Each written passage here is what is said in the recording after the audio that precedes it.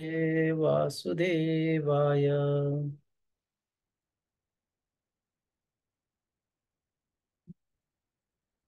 ओम नमो भगवते वासुदेवाय।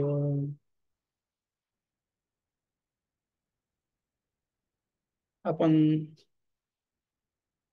तुकाराम महाराजांच्या गाथ्यावर आधारित तुका म्हणे या श्रृंखलेमध्ये दर शनिवारी चर्चा करत असतो एका अभंगाची. आणि आजचा जो अभंग निवडलेला अभंग आहे तो अभंग नाम कशी सिद्धी प्राप्त करून देणारा आहे यावर आधारित आहे. आणि इथे आपल्याला दिसतोय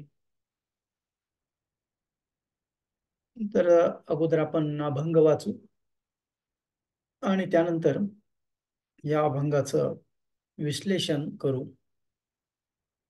आले फल तेव्हा राहिले पिकोना, आले फल तेव्हा राहिले पिकोना, जरी ते जतना होई देठी, जरी ते जतना होई देठी, नामेची सिद्धी नामेची सिद्धी, व्याभिचार बुद्धी न ठेवता, नामेची सिद्धी नामेची सिद्धी, व्याभिचार बुद्धी न ठेवता. चाललिया पंथे तो पाववीर ठाया, चाललिया पंथे तो पाववीर ठाया, जरी आडतया नये काही, तुका म्हणे मध्ये पडती आघात, तुका म्हणे पण मध्ये पडती आघात, तेने होय घात हानी लाभ, तेने होय घात हानी लाभ.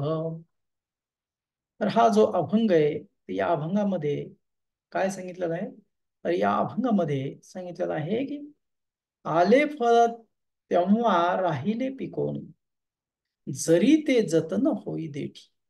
जर एखाद्या वृक्षाला फळ आलं तर ते काय होतं, टिकून राहतं किंवा पिकतं कधी, जर ते देठाला टिकून राहिलं तर. एखाद्या वृक्षाला फळ आलं ते देठाला चिकटून राहिलं, देठ त्यांनी नाही सोडला तर काय होतं, ते पिकतं टिकल्यामुळे. नाहीतर आपण पाहिलं असेल तुम्ही एखाद्या आंब्याच्या वृक्षाखाली गेला असेल, काही फळं लहान असतानाच गळून जातात, त्यांचा काही उपयोग होत नाही.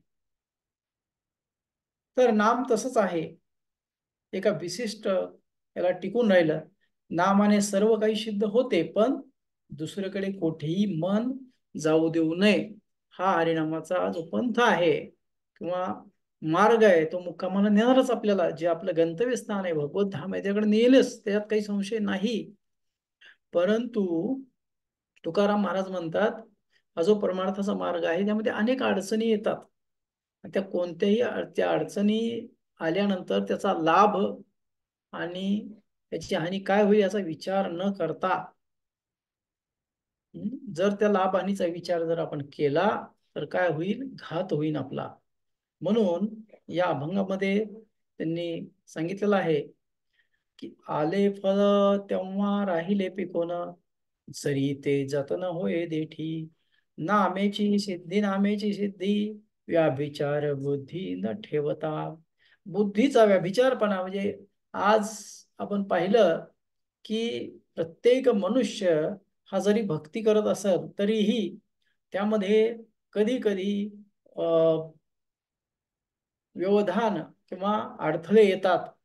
आणि त्यामुळे आपल्याला कोणीतरी सांगतं तुमच्या घराला कलह चालू आहे, अमकं चालू आहे, तमकं चालू आहे, तिच्याकडे गेलं पाहिजे, याच्याकडे केलं पाहिजे. त्यामुळे मग आपण अनेक अनेक देवी देवता बुवा बाबा यांचा आश्रय घेतो. आणि हा जो आश्रय आहे हेच व्यवधान आहे आणि हीच हानी आहे आणि हाच आघात आहे. आणि हा जो येणारा आघात आहे तर तो आघात काय करतो, आपल्याला योग्य गंतव्य स्थानी त्या ठिकाणी जाऊ देत नाही. म्हणून याच आशयाचा आपल्या भगवद्गीतेमध्ये एक श्लोक आलेला आहे, व्यभिचारी भक्ती आणि अव्यभिचारी भक्ती. यामध्ये आपण जर पाहिलं तर 14व्या अध्यायातील हा 26वा श्लोक आपल्याला सांगतो, मां च यो व्यभिचारेण भक्ती योगेन सेवते सगुणान समतीतैतान ब्रह्मभूयाय कल्पते. तर हा जो श्लोक आहे, या श्लोकाचा अर्थ काय सांगितलेला आहे, जो माझी अव्याभिचारी म्हणजेच एकनिष्ठ भक्ती करतो तो गुणातीत होऊन माझी प्राप्ती करतो. आणि आपल्या जीवनाचं ध्येयच भगवत प्राप्ती आहे. पण ही 3 गुण आहेत. 3 गुण कोणते आहेत? रजसत्व. आपण मागच्या वेळेस हा भंग पाहिला होता. सत्व, रज, तम सत्व आहे ज्याच्या अंगी या जगी वाया गेला. यामुळेच तो वाया जातो. आणि म्हणून ह्या 3 गुणाच्या पलीकडे जाण्यासाठी काय केलं पाहिजे? अव्याभिचारी भक्ती केली पाहिजे, व्यभिचारी भक्ती नाही. तर यामध्येच एक ज्ञानेश्वर महाराजांनी ज्ञानेश्वरीमध्ये या श्लोकाच्या टीकेवर टीका करत असताना ते म्हणतात, तरी व्याभिचारासहित तरी व्याभिचारारहित चित्ते भक्ती योगे माते सेवी तो गुणाते जा जा कलू शके. तर तोच त्याच्या पलीकडे जाऊ शकतो. कोण? जो या अशी कोणती व्याभिचाररहित भक्ती, व्यभिचाररहित भक्ती जो करतो तो. व्यभिचार व्यभिचारी भक्ती म्हणजे काय? आज मसोबा उद्या खंडोबा, जे वाटेल त्या देवी देवताच्या मागे लागणे. आणि त्याचबरोबर अनेक आम्ही विशिष्ट आमचं दैवत आहे, परंतु आम्ही यांनाही बसतो आपल्या विशिष्ट कामकाजासाठी, असं इथे सांगितलेलं आहे. आणि पुढच्या याच आशयाचा जो श्लोक आहे, तर हा श्लोक 13व्या अध्यायातील 10वा श्लोक आहे. तर यामध्ये सांगितलेलं आहे, मयि चानन्य योगेन भक्तिर्व्याभिचारिणी विविक्त देश सेवित्वम अर्ती संसदी. अरती, अरती म्हणजे रती नसणे. तर यामध्ये याचा अनुवाद किंवा याची टीका करताना ज्ञानेश्वर महाराजांनी ते सांगितले, आणि मी वाचुनी काही अनिक गोमटे नाही, ऐसा निश्चयाची ती जयाचा केला, शरीर वाचा मानस याली करत निश्चयाचा कोश, एक मी वाचून वास न पात्यान. तर व्याभिचारी भक्ती जी अव्याभिचारी भक्ती, तर काय भक्तीर व्यभिचारिणी, अव्याभिचारिणी भक्ती, अव्याभिचारिणी. अव्याभिचारिणी भक्ती म्हणजे काय? आणि मी वाचून म्हणजे माझ्याशिवाय दुसरं कोणी नाही, आणि मी वाचून काही माझ्याशिवाय दुसरं आहे, आणि गोमटे नाही, दुसरं काहीच चांगलं नाही माझ्याशिवाय. गोमटे म्हणजे चांगलं. ऐसा निश्चयोची तिन्ही, त्यांनी ज्यांनी जो निश्चय केला, जयाचा केला ज्यांनी, असा निश्चय ज्यांनी केला आहे. शरीर वाचा मानस पियाली करत निश्चय कोस, एक मी वाचून वास न पात्यान. दुसरीकडे कुठलाही, माझाच सर्वत्र वास आहे, मीच त्यांचा आराध्य आहे, असं जो पाहतो तो, ती भक्ती जी आहे अव्याभिचारिणी भक्ती सांगितलेली आहे. आणि ती भक्ती आपल्याला इथे करायची आहे. त्याचबरोबर इथे काय सांगितलेलं आणखीन, तर इथे फार सुंदर वर्णन केलेलं आहे की व्यभिचारी भक्ती कशी असते. तर या अगोदर मी तुम्हाला चर्चा झाली की नाही माहित नाही या विषयावर. तर या श्लोकाचा अर्थ आहे की माझी जे अनन्य भावाने एकनिष्ठ भक्ती करतात एकाच ठिकाणी माझ्या ठिकाणी, तर ते माझी प्राप्ती करतात.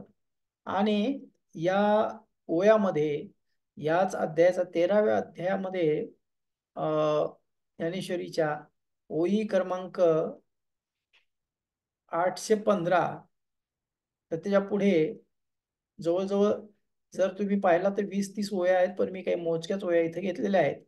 त्याच्यामध्ये त्यांनी कशी सांगितली आपली भक्ती कशी असते असं सांगितलेलं आहे.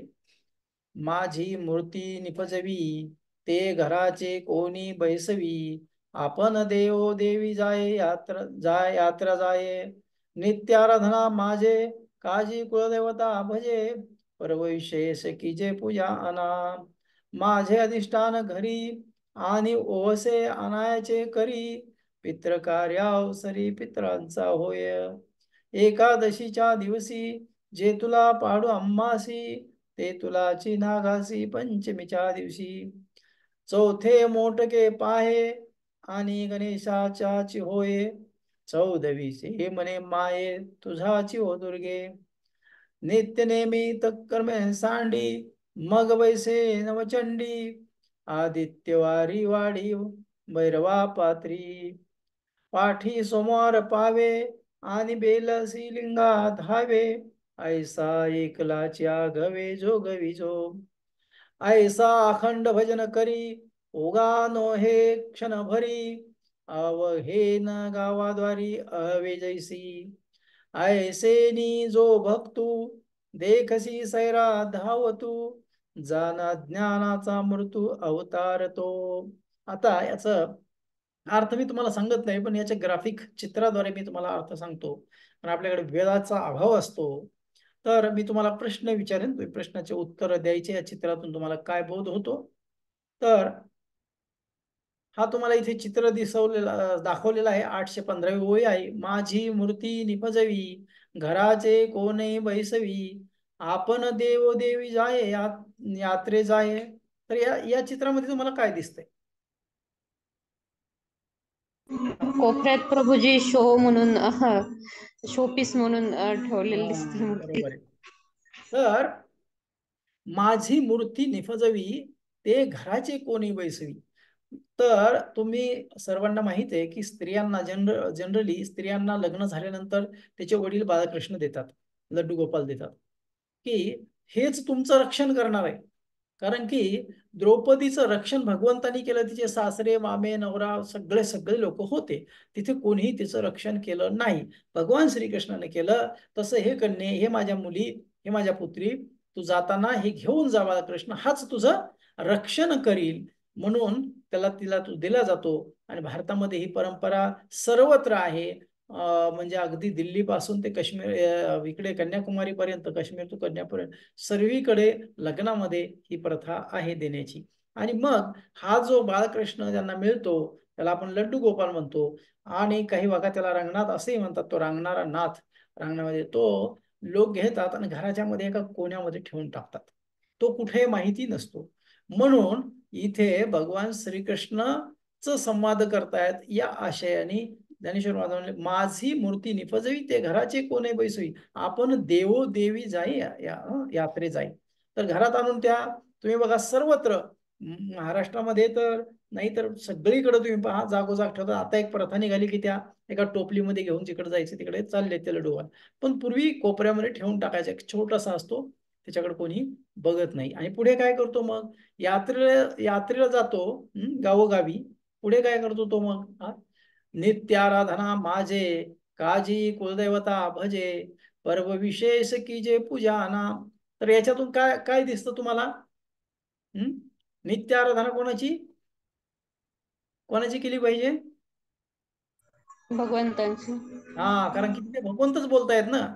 तर इथे भगवंताची केली पाहिजे नित्याराधना. पण आपण काय करतोय? काजी प्रश्न विचारलाय, काजी कुलदैवता म्हणजे तुम्ही कुलदैवताला का बसता? तर हेच तुम्हाला या चित्रामध्ये दिसत आहेत. तर ते वेगवेगळे प्रत्येकाचे असे विद्रूप कुलदैवत मानलेले आहेत. हे कुलदैवत कसे होऊ शकतात? तुम्ही जर याचा विचार केला या चित्रांचा, हे अर्वाचीन आहेत, अलीकडे आलेले आहेत, तरी यांना ते कुलदैवते मागतात. आणि दुसरे कसे करतात? पर्व विशेष की जे पूजा आणा. आणि यांची पण ते म्हणतात की विशेष पर्वाला ते पूजा करतात, असं नाही की रोजच करतात. म्हणजे कोणाचीच नाही. तर अशी यांची भक्ती आहे. तर पुढच्या याच्यामध्ये आणि सांगितलेलं आहे की माझे अधिष्ठान घरी आणि ओवसे आणायचे करी, पित्र कार्यावसारी पित्राचा होय. आणि पित्राचा म्हणजे ज्या वेळेस आपले पित्र असतात, पितृपूजा असते, पितृपक्ष असतो, त्यावेळेस तो काय करतो? माझे अधिष्ठान, भगवंताचे अधिष्ठान आहे. बघा तुम्हाला या चित्रामध्ये दिसतंय, भगवंताकडे त्यांनी पाठ केलेली आहे आणि सर्व काही आपले पित्र आहे असंच तो मानत आहे. पित्र कार्य अवसारी पित्रांचा होय. पूर्ण डेडिकेटेड, संपूर्ण जीवनच कोणासाठी? पितरासाठी असं तो घरात फोटो लावणे, हे आमचे काका, आमचे दादा, आप्पा, आमचे हेच सर्व आहेत, हेच देव आहेत, असे या लोकांचं वर्णन इथे केलेलं आहे या व्यभिचारी भक्तीचं. आपण भक्ती बघतो आहेत, अव्यभिचारी भक्ती कशी असते आणि व्याभिचारी भक्ती कशी असते. ती व्याभिचारी भक्ती म्हणजे काय हे आपल्याला समजलं पाहिजे. त्यासाठी हे दृष्टांत इथे दिलेले आहेत आणि त्या दृष्टांत आपण पाहत आहोत. आता पुढे याच आशयाचा दुसरा आहे. तर पुढे काय म्हटले, एकादशीचे दिवशी जे तुला पाडू अम्मासी, ते तुलाची नागासी पंचमीच्या दिवशी. तर जेवढं प्रेम तुझं एकादशीच्या दिवशी माझ्यावर असतं, म्हणजे कोणावर, पांडुरंगावर, कृष्णावर, तेवढंच प्रेम एकादशीला, तेवढं तुझं प्रेम असतं, बाकीच्या दिवशी नसतं. मग बाकीला काय, पंचमी आली की काय करतो तू, नागावर तुझं प्रेम येतं आणि त्या नागाच्या पूजेसाठी तू प्रयत्न करतो, म्हणजे मागे लागतो. आणि तेवढंच जेवढं एकादशीच्या दिवशी माझ्यावर प्रेम करतो, तेवढंच प्रेम तू काय करतो, एकादशीच्या दिवशी जे तुला पाडू अम्माशी, जेवढं आमच्यावर प्रेम करू पाहत असतो, तेवढंच प्रेम तो पंचमीच्या दिवशी त्या नागावर करत असतोस. आणि पुढे पुढे सांगितलेलं आहे पुढच्या याच्यामध्ये की चौथे मोटकी पाहे आणि गणेशाची होय, चौद चौदशी मने माये तुझाची ओ दुर्गे. आणि ज्यावेळेस गणेश चतुर्थी येते, त्यावेळेस काय होतं, मोदक घेऊन त्या गणपतीच्या मागे लागतोस तू आणि गणपतीचाच होऊन जात असतो. आता तर तेव्हा तर फक्त त्या काळात चतुर्दशीला होते, आता तर 10 दिवस लोक वेडे होऊन जातात. तर हे तिथे या इथे सांगितलेलं आहे. आणि पुन्हा हे जे चौदस ज्याला म्हणतात, त्या दिवशी तू दुर्गेचा होतोस, दुर्गाची पूजा करतोस. गणेशानंतर आपल्याकडं देवी बसतात आणि मग 9 दिवस तेच उद्योग असतो. पुढे नुसता दुर्गाचाच नाही, तर पुढे त्यांनी पुढचाही उल्लेख केलेला आहे की नवचंडीचा. पुढे म्हणतात, नित्य नैमित्तिक कर्मे सांडी, मग बैसवे बैसे नवचंडी, आदित्यवारी वाडी भैरवा पात्री. तर एवढंच नाही, तू काय करतोस, नित्य आणि नैमित्तिक कर्म, दोन प्रकारचे कर्म सांगितलेले. नित्य नैमित्तिक कर्मे सांडी, मग बैसे नवचंडी, आदित्यवारी वाडी भैरवा पात्री. तर नित्य कर्म आणि नैमित्तिक कर्म म्हणजे काय सांगा बरं. तुम्हाला चित्रातून काय बोध होतो, चित्रात दाखवलेलं आहे नित्य कर्म आणि नैमित्तिक कर्म काय आहे.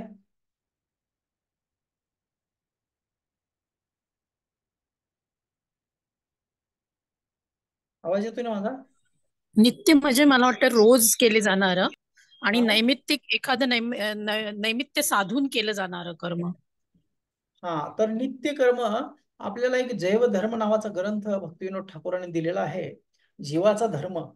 तर या ग्रंथामध्ये त्यांनी सांगितलेलं आहे की नित्य कर्म म्हणजे काय, तर प्रत्येक जीवाचं नित्य कर्म आहे भगवंताची आराधना करणं, भगवंताची उपासना करणं, भगवंतावर प्रेम करणं किंवा भक्ती करणं, हे नित्य कर्म आहे. आणि नैमित्तिक कर्म काय आहे, निमित्त काय, आता तुम्ही कुठेही जाता आणि जॉब मागता, तर त्या जॉब मागण्याचा उद्देश काय हो, पैसा. पैसा कशासाठी, उदर भरण्यासाठी. निमित्त काय, उदर भरणे. तर नित्य कर्म आहे ते भगवंताची सेवा करणे, जीवात्म्याचा धर्म हा परमात्म्याची सेवा करणे.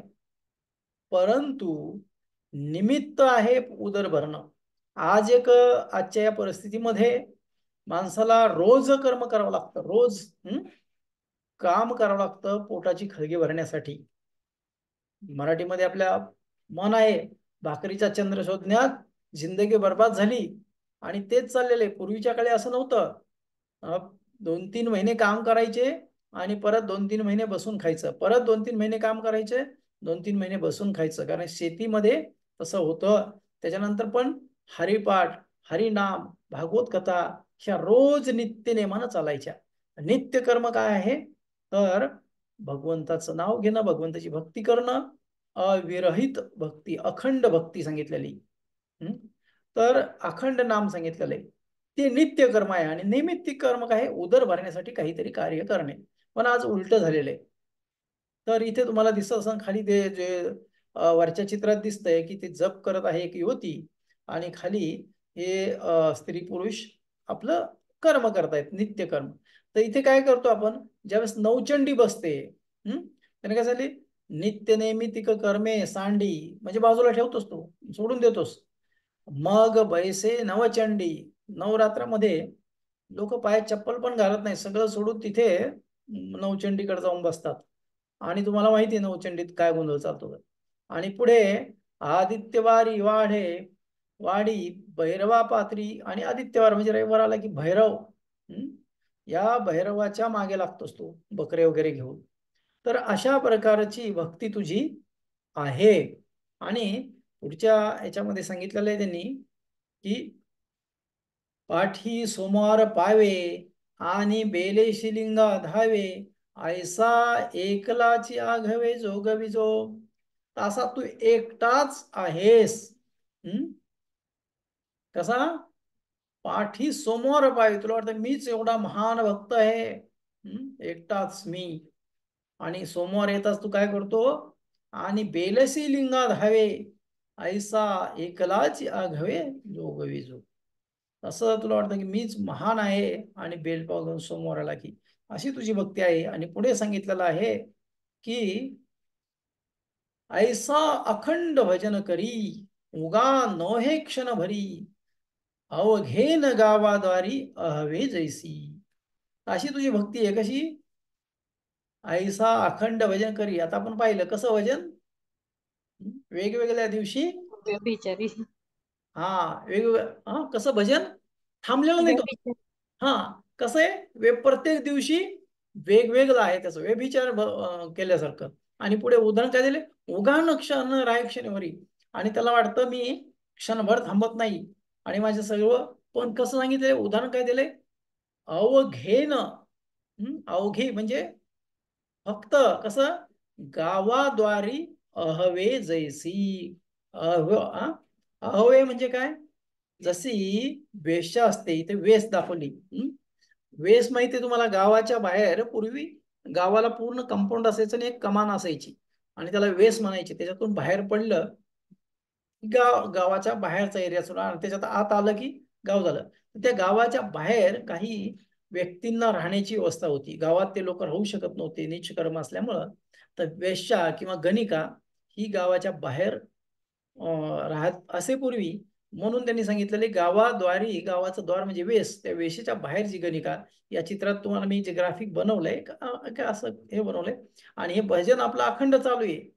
कधी मसोबा, तर कधी खंडोबा, कधी हे तर कधी ते, चालू आहे अखंड. आणि त्याच्यामध्ये तुला, परंतु हे कसं आहे तुझे, वेश्यासारखं. वेश्या पण अगदी मंगळसूत्र कुंकू हे सगळं सगळं असं वाटतं की पतिव्रता स्त्री आहे, परंतु प्रत्येक दिवशी एका पुरुषासोबत जात असते ती. तर त्याचप्रमाणे तुझी अशी भक्ती आहे म्हणून सांगितलेलं आहे. आणि पुढे काय सांगितलेलं आहे, एवढंच नाही तर पुढे पुन्हा म्हटलेलं आहे की यामध्ये पुढे म्हटलेलं आहे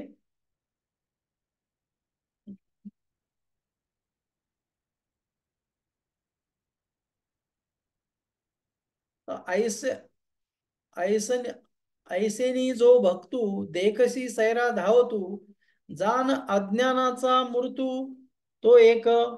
तर इथे खाली दिसतं तुम्हाला मूर्तू, अज्ञानाचा मूर्ती तू, आपण वरती पाहिलं होतं. तर असा जो सैरा वैरा धावणार आहे, तो काय आहे, अज्ञानाची मूर्ती येतो. तर अशी याला व्यभिचारी भक्ती म्हटलेली. जरी ती आपल्याला भक्ती वाटत असली तर तुम्ही बघा, एखाद्या बाहेरच्या कार्यक्रमात गेलात तर एकाच असतो, अनेक आरत्या गायल्या जातात. का गायल्या जातात, आरती कोणाची केली जाते, गायल्या जातात कोणाच्या आरत्या, असं काही संबंध नसतो. आणि आज हे आलं की उद्या ते, हे सर्वत्र आपला असा कार्यक्रम सुरू असतो. म्हणून आपल्याला जर या अभंगामध्ये सांगितलेलं आहे, की अभंगामध्ये काय सांगितलेलं आहे, आले फळ तेव्हा आले फळ तेव्हा राहिले पिकून, जरी जतन होय देठी, तर जर आपल्याला भक्तीचं फळ मिळालेलं आहे, आपण भक्तीशी जोडलं गेलेलो आहोत आणि ते जोडलं गेले असेल, ज्याची आपण आराधना करणार आहोत, जे आराध्य दैवत आहे, जे भगवंत आहेत, त्याला जर आपण जोडून राहिलोत, देठाला टिकून राहिलोत, तर आपलं काय होईल, जीवनामध्ये आपला फायदा होईल किंवा टिकून राहिल्यामुळे आपण पिकल्यानंतर पिकलेलं फळ मधुर असतं, तसं आपल्या जीवनाचा फायदा होईल. नाही तर आधीच गळून गेलं तर फायदा होणार नाही. आणि हे कशानं होईल? नामेची सिद्धी व्याभिचार बुद्धी न ठेवता. जर आपण व्याभिचार बुद्धी ठेवली नाही तर नामाने ही सिद्धी प्राप्त होईल, नाही तर होणार नाही. चालीला पंथ तो पावविल ठाया. ज्या मार्गाने चाललो, पंथ म्हणजे मार्ग, चालविला पठाया तर पावविल ठाया. चालीला पंथ, ज्या मार्गाने आपण चाललोय, मार्ग जो निवडलेला आहे, आपण ज्या मार्गाने चालत आहोत, तो आपल्याला पावेल म्हणजे प्रसन्न होईल, मिळेल. ठाया म्हणजे त्या स्थानी. म्हणजे आपण आता मनात निर्णय घेतलेला आहे, हरे कृष्णाचा जप करतोय आणि मला जायचं आहे गोलोक धामामध्ये, तर ते ठिकाण जे आहे, ठाया आहे, तिथे आपल्याला तो पोहोचवेल. पण कधी पोहोचेल? जरी आड तया नये काही, त्याच्या आड जर काही नाही आलं तर. पण त्याच्या आड आपण आता पाहिलं की याच्या अगोदर मध्ये काय काय आड येतं आपल्या, तर ते आड जर नाही आलं तर. तुका म्हणे मध्ये पडती आघात, आणि जर याच्यामध्ये आघात पडला असा तर काय होईल? तेने होय घात हानी लाभ. त्याने घात होणार आपला, आणि लाभ काय होईल? हानी हाच लाभ आहे. तुम्हाला जर समजलं तर, लाभ म्हणजे प्रॉफिट, पण काय लॉस हाच प्रॉफिट आहे. काय हानीच होणार आहे, लॉसच होणार आहे जर तुम्ही अशी व्यभिचारी भक्ती केली तर, असं म्हणून त्यांनी सांगितलेलं आहे. म्हणून नामेची सिद्धी व्याभिचार बुद्धी न ठेवता.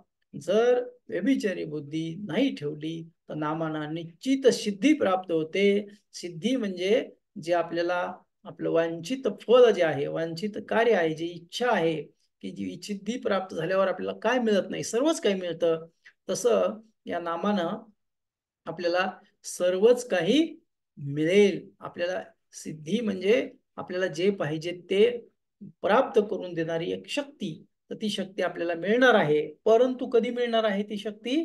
जर आपण अव्यभिचारी बुद्धी जी आहे आपली, व्यभिचार बुद्धी न ठेवता केलेली भक्ती, या अभंगामध्ये असं तुकाराम महाराजाला सांगायचं आहे. जर काही कोणाचा प्रश्न असेल तर तुम्ही प्रश्न विचारू शकता. काही कोणाचा प्रश्न आहे?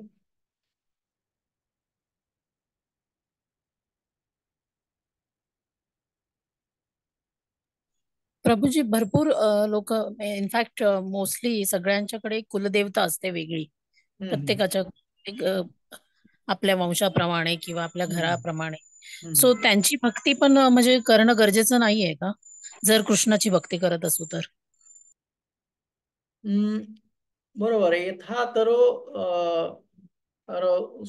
जे सांगितलेले, ज्याप्रमाणे आपण उदरामध्ये अन्न घेतल्यानंतर, तर जसं सर्व शरीराचं पोषण होतं, तसं भगवंताची भक्ती केल्यानंतर सर्व देवी देवता प्रसन्न होतात.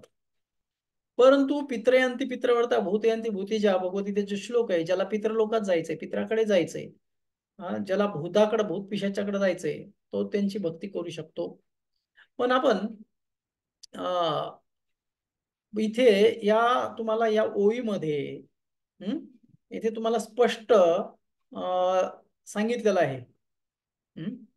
तर तुम्हाला इथे स्पष्ट दिसत आहे की, तुम्हाला मी दाखवतो ओळी. हरिभक्ती विलास मध्ये पण सांगितलेलं आहे. त्याच्यामध्ये काय सांगितलेलं आहे? माझे अधिष्ठान घरी ओवसे आणायचे करी, पित्र कार्य अवसरी पितरांचा होय, सांगितलेलं आहे त्यांनी. आणि नित्य आराधना माझी काजी कुलदैवता भजे. नित्य आराधना जर माझी भगवंताची आराधना आहे, कुलदैवताला का बसतोस तू? त्यामुळे आपण समजू शकतो की कुलदैवत ठीक आहे, की आपल्या, आता तुम्ही शहरमध्ये राहता, मला माहित नाही तुमची लाईफस्टाईल काय, तुम्ही कसं राहता हे माहित नाही, पण तुम्ही विचार करा, पूर्वीच्या काळी आसरा, सटवाई, मसोबा, ह्या सगळ्या गोष्टी असायच्या आणि त्या लोक कटाक्षानं पालन करायचे. आता तुम्ही कुठल्या भागात राहता मला माहित नाही, गौरी गणपती पण बसवायचे पूर्वी घरामध्ये, आणि गौरी बसवायचे तर त्यासाठी आज मॉडर्न सोसायटीचे लोक आहेत किंवा आजची नवीन पिढी बघा, या 50च्या नंतरची पिढी बघा, पुण्या मुंबई सारख्या ठिकाणी येतात, दोघं एकत्र येतात, लग्न करतात, त्यांच्या घरात साडी वगैरे काहीच नसतं, जीन्स टी शर्ट पॅन्ट घालून राहतात, घर एवढं छोटं असतं, त्यामध्ये ते गौरी बसवत नाहीत, गणपती बसवत नाहीत, त्यांचं ते सटवाई मसोबा ते काही नसतं, देवघरही नसतं, तरी त्यांना कुठला काही बाधा होती? काहीच होत नाही त्यांना. कारण की ते अगदी पशुसारखं जीवन जगतात, पशुला पाप पुण्य लागत नाही, इग्नोर. तर तशी ते लोक पशुसारखं जीवन जगतात, तर तसं त्यांना काहीच नाही. परंतु तुम्हाला एवढंच नाही, मी सांगतो की एकाने गुरु केला होता, एका फॅमिलीने एक, आणि ते त्या गुरुला सगळं सगळं विसरून गेले होते. पण जेव्हा त्यांना मी त्यांच्या संपर्कात आलो होते, आपल्या इस्कॉनमध्ये येणं सुरू झालं, जप करणं सुरू झालं, तेव्हा त्यांना त्यांच्या गुरुची आठवण आली की गुरुला आदर दिला पाहिजे, गुरुला जप केला पाहिजे, गुरुचा फोटो असला पाहिजे. मग त्यांनी घरात परत तिकडे सुरू केलं. तर लोक असे आहेत की समाजामध्ये, तर हे कुलदैवत हे सर्व आहे. तर इथे तर सरळ सरळ सांगितलेलं आहे, नित्य आराधना माझे काजी कुलदैवता भजे. तर कुलदैवाला जायची भजायची गरज नाही. हा, रिस्पेक्ट तुम्ही देऊ शकता, नमस्कार करू शकता, पण कुलदैवताचा मंत्र, कुलदैवताला गेलंच पाहिजे. आता मी एका ठिकाणी गेलो होतो, तर त्यांच्या कुलदैवताला ते मेंढी कापावं लागते, वर्षातून एकदा ते करतात एक फॅमिली. तर त्याच्यातील त्या फॅमिलीतले काही लोक जप पण करतात आपल्या हरे कृष्णाचा, तरी ते त्यांच्यातले ते जप करणारे तिकडे जात नाहीत त्यांच्या कार्यक्रमाला, पण ते बाकीचे जातात. तर त्यामुळे आपण हा विचार केला पाहिजे की एकनिष्ठ व्यभिचारी भक्ती न करता अव्यभिचारी भक्ती केली पाहिजे. तर त्यामुळे काय होतं, आपल्याला निश्चित फळ प्राप्त होतं.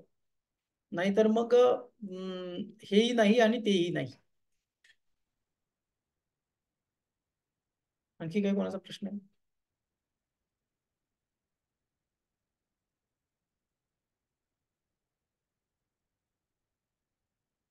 प्रभूजी, पण बऱ्याच घरांमध्ये पूर्वीपासून कुलदेवता वगैरे बरेचसे ते टाक बनवून ठेवलेले असतात.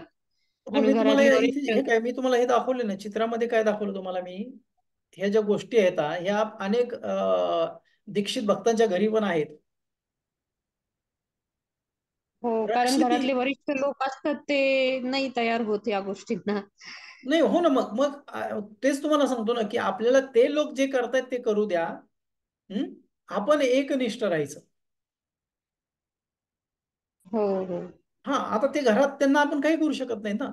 आता काही जणांच्या घरी ते सर्व म्हणजे अनेक देवी देवता वगैरे त्यांनी ठेवलेले असतात. मग भंडारा, काही ते हे करा, मग ते मेंढी कापा, हे करा, ते घरात घरात करतात ते लोक, आणि भक्त असला तरी त्या घरात त्याला सहन करावं लागतं ते, कारण त्या विचाराच्या विरुद्ध जाऊ शकत नाही, ते आसुरी प्रवृत्ती आहे, आणि त्याच्यातून त्याचा फायदा तर काही नाही. आता लोकांचं म्हणणं आहे की कुलदैवत, तर कुलदैवत कोण असले पाहिजे? जे देवी दैवत आहे तेच असलं पाहिजे ना. पण ह्या तुम्हाला दिसतंय की मुस्लिम पीर कोणाचं कुलदैवत होऊ शकतं का? कसं झालं? म्हणजे हे सगळं अर्वाचीन आहे, अलीकडे आलेलं आहे. हम्म? हो विठोबा, प्रभू. सालोबा, गोलोबा, हे असे त्यांचे कुलदैवत कसे काय झाले? हे यांनी मनगटीत केलेले आहेत, आणि आपल्याला त्याच्यात मनात भीती घातली, जर कुलदेवताची पूजा केली नाही तर कुळाचा नाश होतो, हे होतो, ते कर्मकांड सांगितलेलं आहे. पण रक्षिती ती सुवासो, भगवंत म्हणतात की अनन्य भक्ती मला, आता सांगितलंय, सर्व धर्मानं परित्यज्य माम एकम शरण म्हणजे मलाच एक शरण्य, अहम त्वाम सर्व पापे विमोक्ष्यासी, सर्व प्रकारच्या पापापासून भिवू नकोस, मा सुच, सर्व पापापासून मी तुला, तू भिवू नकोस, मी तुला सर्व पापापासून रक्षण करेल. पण ती श्रद्धा आपल्यापर्यंत जोपर्यंत येत नाही, आपल्यामध्ये ती विकसित होत नाही श्रद्धा, तोपर्यंत आपल्याला भीती वाटते या सगळ्या गोष्टीची. आता हो तुम्ही म्हणता की प्रभूजी, एखादा, हा, प्रश्न माझा तोच होता प्रभूजी. आता तुम्ही बोलले की हे मामेकम शरणम व्रज, पण शरणागती पण त्या स्तरावर आपली झाली पाहिजे, नाही तर मग काही थोडी शरणागती इकडे पण, थोडा आश्रय दुसरीकडे पण घेतलेला, आणि मग ते ना इकडचे ना तिकडचे असं होऊन जातं. नाही पण हानी काही नाही ना. समजा आता बघा, तुम्ही जर भक्तीमध्ये येऊन तुम्ही पूर्णपणे भक्ती करत नसाल, म्हणजे पूर्णपणे शरणागती नसेल आपल्यामध्ये, आपल्यामध्ये पूर्णपणे शरणागती नाहीये, परंतु भगवंताला आपण शरण आहेत, कृष्णाला शरण आलोय, कृष्णावर श्रद्धा वाढलेली आपली ना, आपण सगळं देवी देवताची पूजा सोडलेली. नुकसान काय आहे त्यामध्ये? नुकसान काही नाही त्यामध्ये. आता काही लोक सडनली धर्म चेंज करतात. आपल्याच कम्युनिटीमध्ये एक एकाच घरामधले बहीण भाऊ होते. बहिणीनं ख्रिश्चन धर्म स्वीकारला आणि भाऊ आपल्या याच्यामध्ये दीक्षित भक्त आहे. आणि तिनं मग आता तिकडे गेली तर तिचं काय, मग कुठं कुलदैवत आणि काय ख्रिश्चन धर्मामध्ये काय, काहीच नाही. तर तिचं काही नुकसान झालं की ते त्या कुलदैवतानं किंवा तिच्या ग्रामदैवताने तिचं काय नुकसान केलं तिचं? मस्त मजेत आहे, ती खाऊन पिऊन उड्या मारते, हो इकडे तिकडे फिरते. प्रभूजी, तो इंटरव्ह्यू मी ऐकला, हरिकृष्ण टीव्ही वर होता तो हा, प्रभूजींचा ते. तर हो. तेच तेच म्हणतोय की आपलं नुकसान काही होणार नाही. आपल्या घराचे जरी म्हणत असेल की बाबा तुला असं होईल तसं होईल, तू कुलदैवताला भजला नाही तर आजारी पडणार, हे करणार नाही, काही नुकसान होणार नाही. ज्यांना कुलदैवताला भजायचंय आपल्या घरच्यांना भजू द्या, ज्यांना काय करायचं ते करू द्या. पण आपण काय केलं पाहिजे? अव्यभिचारी भक्ती, व्यभिचार रहित भक्ती करण्याचा प्रयत्न केला पाहिजे. तर काय होईल? आपल्याला भगवंत विशेष गंतव्यस्थान तर मिळेलच, आंतरिक समाधान मिळेल आणि भीती राहणार नाही आपल्याला. रक्षित भगवंतच माझं रक्षण करेन, बघू काय होते तर. हो प्रभूजी, शास्त्रांचा निष्कर्ष तर जे भागवत शास्त्र आहे त्यांचा निष्कर्ष तर असाच निघतो, पण हे स्वीकार करायला खूप कठीण जातं सगळ्यांना. कठीण जातं. कोणीतरी सांगायला पाहिजे आणि हो. कोणीतरी त्याचं म्हटलं तर आपली विश्वास, दृढ विश्वास वाढतो. नाहीतर मग आपल्याला कसं होतं की नको वाटतं, म्हणजे नाही नाही, की कोणीतरी भीती, नाही नाही नाही, काहीतरी आपल्याला काही काही प्रचारक पण सांगतात की ठीक आहे ठीक आहे, काय असू द्या, तेही करा, करा, नाही तर भीती. पण तसं नाही केलं पाहिजे. हो प्रभूजी, धन्यवाद. कोणाच ठीक काही आहे. प्रश्न आहे का अजून? हरे कृष्ण. ठीक आहे प्रभूजी, थांबूयात आपण ठीक आहे, इथेच. हो. हरे कृष्ण. धन्यवाद. हरे कृष्ण. हरे कृष्णा. दंडवत हरे प्रणाम. कृष्णा हरे प्रभूजी, दंडवत हरे प्रणाम. कृष्ण. हरे कृष्ण. हरे कृष्ण. हरे हरे कृष्ण प्रभूजी, प्रभुजी, प्रश्न दंडवत होता. हरे प्रणाम. कृष्ण, दंडवत प्रणाम. हरे कृष्णा. हरे कृष्ण.